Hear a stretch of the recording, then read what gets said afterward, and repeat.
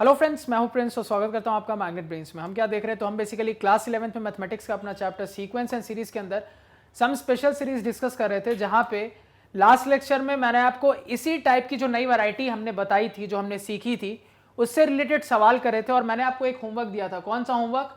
तो 26 हमने बना के देखा था क्या करना है और 25 मैंने आपको बोला था कि आप यहाँ पे nth टर्म भी निकालना और SN भी निकालना। तो अगर आपने सही बनाया होगा तो आपका nth टर्म निकल के आ रहा होगा 1/2 ब्रैकेट के अंदर n² + n+2, और अगर आप nth टर्म की मदद से अब SN निकाल रहे होगे तो वो आपका आ रहा होगा n/6 इंटू अंदर में n² + 3n+8। क्लियर है?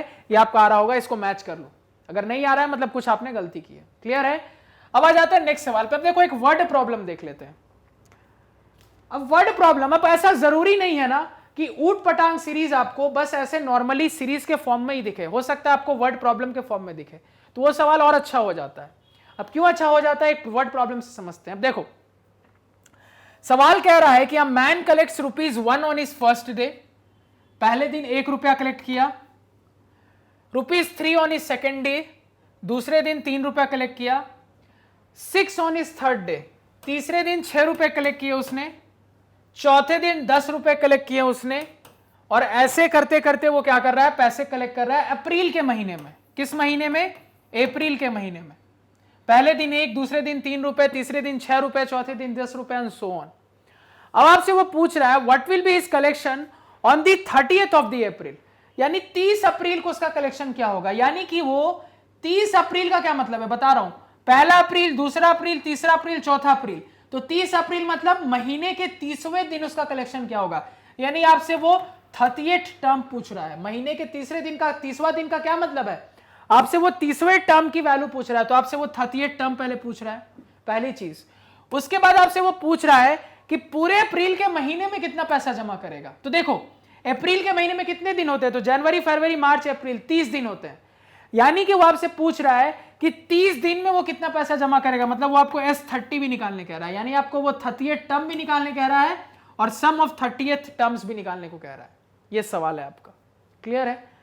अब देखो 30th टर्म निकालना, सम ऑफ 30th टर्म निकालना, इस तरह का सवाल हमने देखा है, वर्ड प्रॉब्लम में ही देखा है, लेकिन थोड़े सीक्वेंस को फिर से देखो। 1, 3, 6, 10 देख के पता लग रहा है ना डायरेक्टली एपी है ना डायरेक्टली जीपी है, लेकिन हम यहां पे जब देखें तो फिर से वही फंडा, गैप को देखेंगे तो दिखेगा एपी में। मतलब अगर इस चीज को मैं अच्छे से लिखूं तो आपके सामने सवाल की जो सीक्वेंस बन रही है वो ये बन रही है। तो अप्रैल के महीने की उसके हर दिन की जो सीक्वेंस बन रही है वो है 1, फिर 3, फिर 6, फिर 10 एंड सो ऑन, ये सीक्वेंस बन रही है। अब इस सीक्वेंस में क्लियरली मुझे यहां पे पता लग रहा है कि गैप एपी में है 2, फिर आपका कितना हो गया 3, फिर 4 एंड सो ऑन। तो दिख रहा है कि मेरा जो गैप है एपी में है, तो क्या करते हैं, सभी को पता है, बस वही कर देंगे। अब देखो यहां पे, अब सवाल बनाने से पहले कुछ चीजों पे डिस्कस करें। आपसे वो 30th टर्म पूछ रहा है T30, और आपसे सम ऑफ 30th टर्म्स पूछ रहा है। तो मैंने आपको बार बार बताया है, इस तरह का कोई भी प्रॉब्लम होता है तो सबसे जनरल तरीका यह है कि आप पहले अपना nth टर्म निकाल लो। आप जो भी करो nth टर्म के लिए बात कर लो, उसके बाद वो n जो भी पुट करने कह रहा होगा वो आप कर देना। मतलब आप यहां पे t nth टर्म निकाल लेना। अब आपको वो 30th टर्म पूछ रहा है ना, तो कोई दिक्कत नहीं है, n को 30 पुट करना, 30th टर्म आ जाएगा। यानी 30 अप्रैल को उसके पास कितने पैसे होंगे आपको पता लग जाएगा। फिर आपसे पूछ रहा है सम ऑफ 30 टर्म्स, तो फिर से वही करना है कि आप n टर्म्स तक का सम निकाल लेना और वहां पे फिर से n को 30 डाल देना, तो आपको क्या पता लग जाएगा, पूरे अप्रैल के महीने में कितना पैसा ऐसे करते करते उसका टोटल जमा होगा। ये भी आपको क्लियर हो जाएगा। तो काम n में ही करना है, लेकिन बाद में n को सब्स्टिट्यूट कर दे रहा है। ये मैंने आपको कई बार समझाया, बहुत इंपॉर्टेंट पॉइंट है। तो हम जो भी करेंगे पहले n टर्म्स के लिए करेंगे। क्या करेंगे? जो भी करेंगे n टर्म्स के लिए करेंगे। तो यहां पे अगर मैं इसी सीक्वेंस को लिखूं तो मेरा सीक्वेंस बनेगा S = 1, ध्यान देना, +3, +6, +10, सो ऑन करते करते चलते हैं, +Tn - 1 + Tn। आगे फिर से इसी सम को लिखते हैं लेकिन एक छोड़ के, यानी 1 + 3 + 6 + सो ऑन करते करते यहां पे आपका Tn आता है और यहां पे आपका Tn - 1 आता है। अब क्या करेंगे, दोनों को सब्ट्रैक्ट कर देंगे। तो अगर दोनों को सब्ट्रैक्ट करेंगे तो यहां पे सब नीचे वाले के साइन चेंज हो जाएंगे, तो आपके पास रिजल्ट कितना आने लगेगा, तो आपके पास रिजल्ट आने लगेगा, ये हो गया 0 = 1। इसको अकेला छोड़ देंगे और यहां से फिर क्या कर देंगे, अकेला छोड़ने के बाद ये सीक्वेंस देखो, +3 - 1 2, 6 - 3 3, 10 माइनस 6 4, यानी 2 प्लस 3 प्लस 4। ये कहानी कितने टर्म्स तक?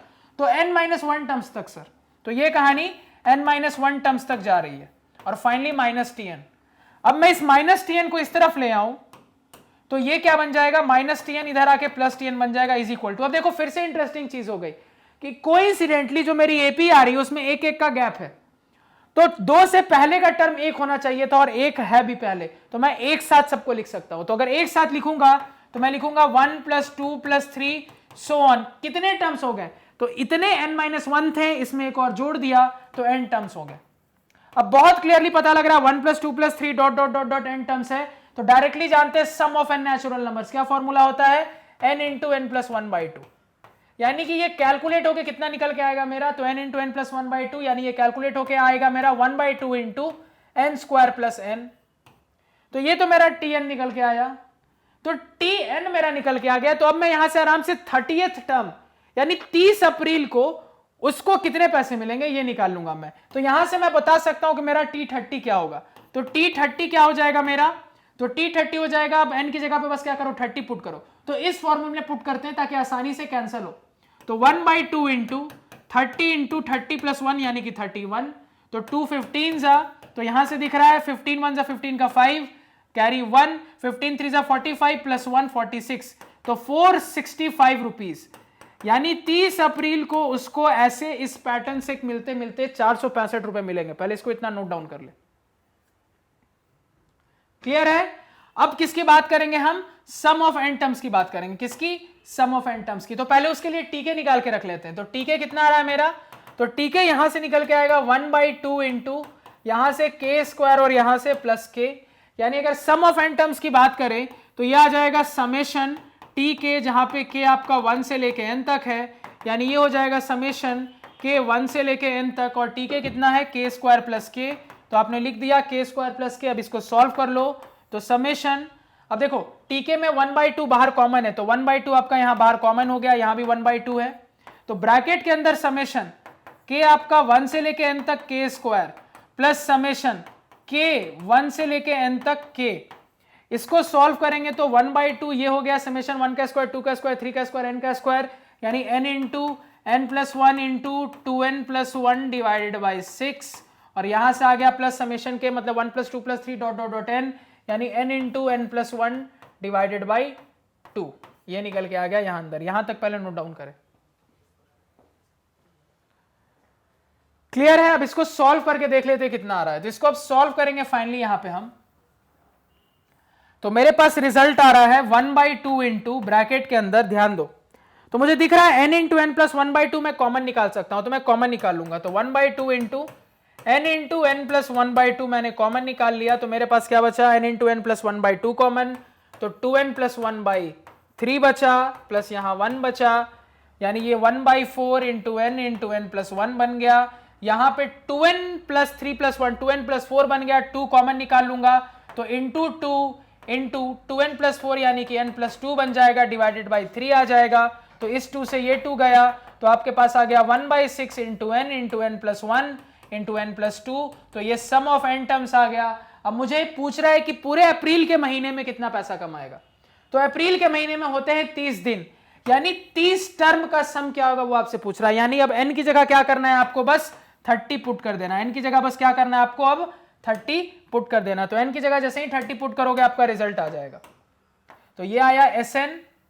अब n की जगह यहां पे हम 30 पुट करें तो मेरा S30 हो जाएगा 1/6 इंटू 30 इंटू 30 प्लस 1 यानी कि 31 इंटू 32।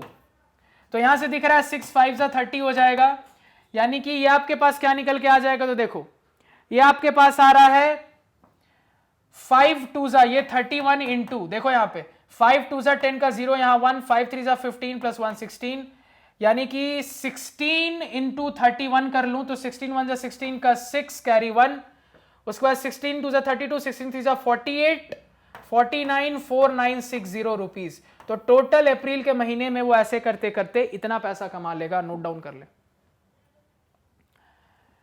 तो अगेन आई होप आपको चीजें समझ में आई, क्लियर हुई। तो यहां पे आपको अब समझ में आ गया होगा इतने सवाल करने के बाद कि इस पैटर्न पे नॉर्मली सीक्वेंस देके भी सवाल पूछा जा सकता है और वर्ड प्रॉब्लम के फॉर्म में भी पूछा जा सकता है। तो आपको दोनों के लिए प्रिपेयर्ड रहना है और आपको दोनों का प्रोसीजर मैंने बता दिया है। तो अगेन आई होप आपको चीजें क्लियर। अब नेक्स्ट लेक्चर से हमारी वैरायटी फिर से शिफ्ट हो जाएगी, फिर से चेंज हो जाएगी, वहां क्या करना है वो हम सीखेंगे। तो आई होप आपको चीजें क्लियर है, कोई डाउट नहीं। अगर लग रहा है कहीं कुछ क्लियर नहीं हुआ या कोई डाउट रह गया तो कोई इश्यूज नहीं है, आप कमेंट सेक्शन में उस चीज को जरूर बताएं। तो आज के पढ़ाए हुए नोट्स आप हमारी ऑफिशियल वेबसाइट magnetbrains.com से डाउनलोड कर सकते हैं, जिसका लिंक वीडियो के डिस्क्रिप्शन में।